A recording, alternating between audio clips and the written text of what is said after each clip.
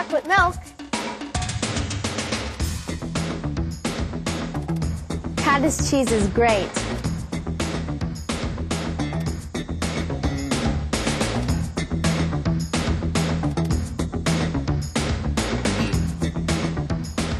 I like yogurt.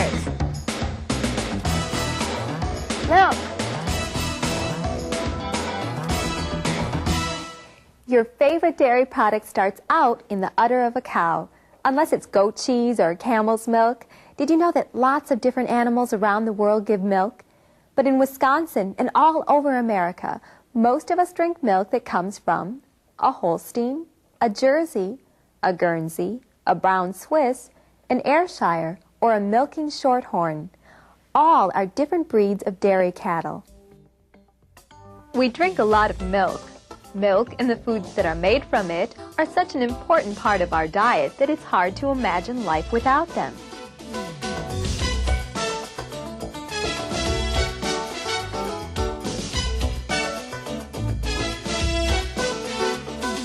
You've probably seen at least a few cows in your lifetime, or maybe not if you live in the city.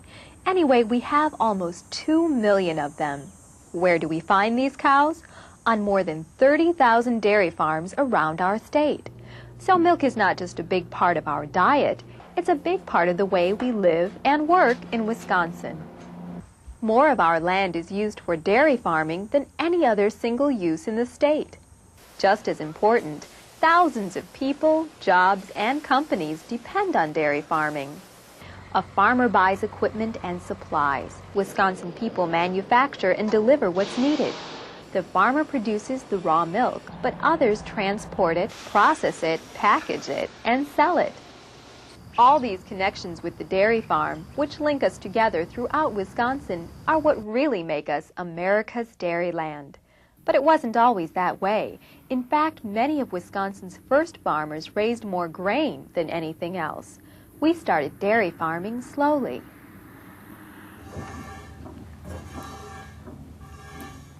This is the way the first dairy farmers used to milk their cows. It takes about 1,000 squirts to fill up a pail this size. Imagine doing that twice a day to every cow on your farm.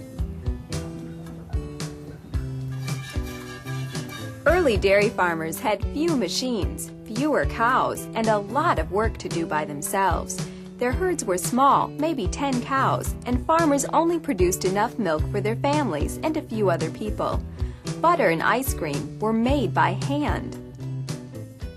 But Wisconsin was a place where farmers could learn and improve their knowledge and ways of doing things. Farmers from New York and other states came with their idea to raise some cows just for milk production, not for their beef too. And European farmers brought their dairy skills, which helped solve problems. One was how to feed the cows enough in winter so they would keep giving milk. The Europeans' answer was to take the corn stalks left after the fall harvest and store them in a pit. Gradually, the stalks turned into a food called silage. Later, farmers built round towers called silos to store the silage. The University of Wisconsin also helped with knowledge and problem solving. A professor named Stephen Babcock invented a machine to test the cow's milk to see how much butter fat was in it. That helped farmers improve the quality of the milk. Farmers also learned how to keep milk free from many germs. Another problem was that butter being transferred to markets often became rancid and was only good for greasing wagon wheels. The invention of the refrigerated railroad car helped farmers. Why? Because farmers could now send their cheese and butter to other states. So farmers raised more cows, produced better milk, and sold more dairy products. But things are a lot different today.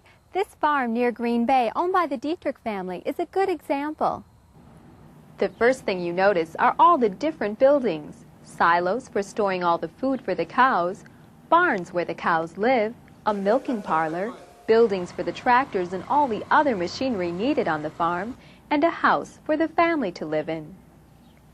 Of course, you'll also see a lot of something else on a dairy farm. Cows. The Dietrichs have over 150 Holsteins on their farm. Milking and taking care of that many cows is a lot of work, and each of the 4 children help by doing chores every day. The Dietrichs also have several other workers to help with the milking.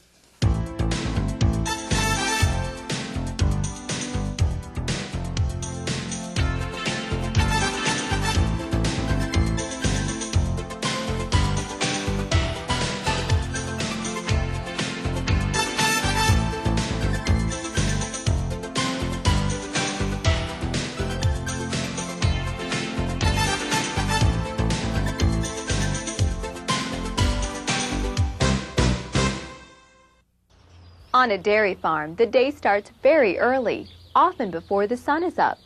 The cows are brought into the milking parlor 12 at a time. The workers in the center of the pit attach an automatic milking machine to each cow. From the cows, the milk goes into a 2,000-gallon cooler. It takes about 8 minutes to milk each cow, over 2 hours for the whole herd, and the cows have to be milked again in the evening. Once a month, the milk is tested so the Dietrichs know exactly how much milk each cow is producing. This information is kept on a computer in the barn. The computer also contains information for feeding the cows. The feed is a mixture of grain mix, soybean meal, and silage. The computer program adjusts the mix depending on how much milk the cows are producing. Each cow eats a huge amount of food, about 85 pounds a day of grass, corn, silage, and hay, and drinks 35 gallons of water, about a bathtub full. The average cow can make 6 gallons of milk every 24 hours. That would fill almost 100 glasses. Every other day, a milk truck picks up the milk from the Dietrich farm and takes it to be processed. The milk from thousands of dairy farms all over Wisconsin goes into a lot of different dairy products that we use every day. Ice cream or cheesecake.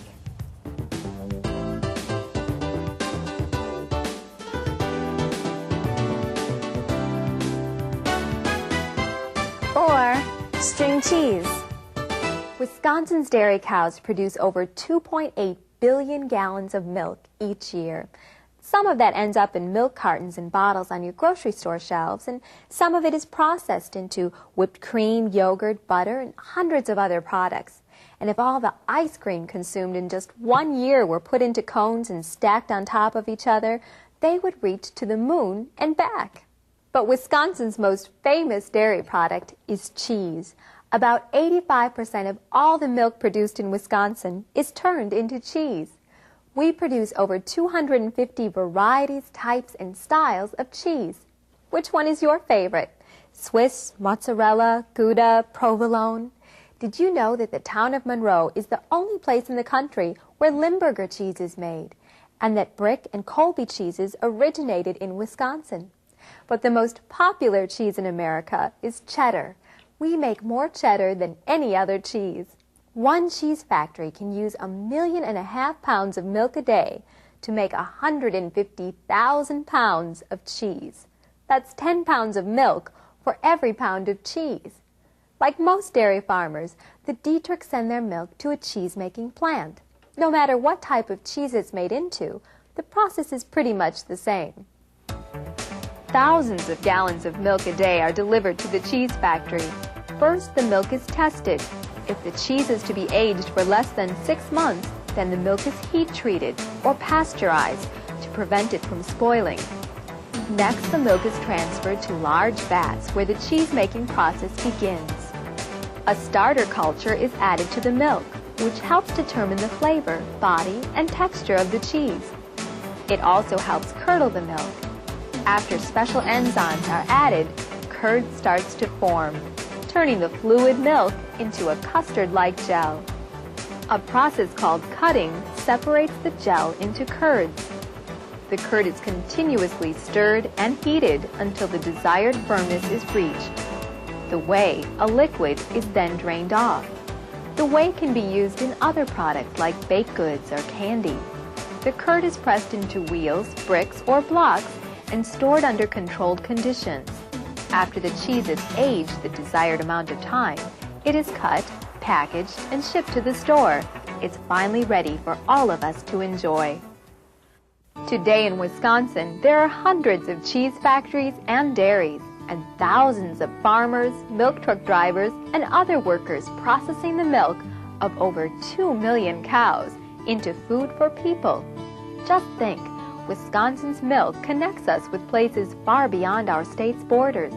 That's what makes us America's Dairyland. Over the years, Wisconsin farmers raised more cows, pioneered new technologies, learned to use their land more efficiently, produced better milk, and sold more dairy products. And our Dairyland is still changing. We once had over 100,000 dairy farms in our state. Today, there are 30,000. There are fewer farms, but the average farm is bigger. Even with fewer farms, Wisconsin still produces more milk than ever. Careful planning is needed as our cities and suburbs continue to grow, and more of our farmland is being put to other uses.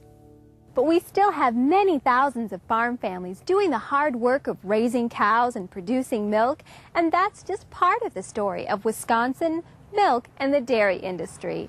You'll find out more when you explore Dairyland with your teacher.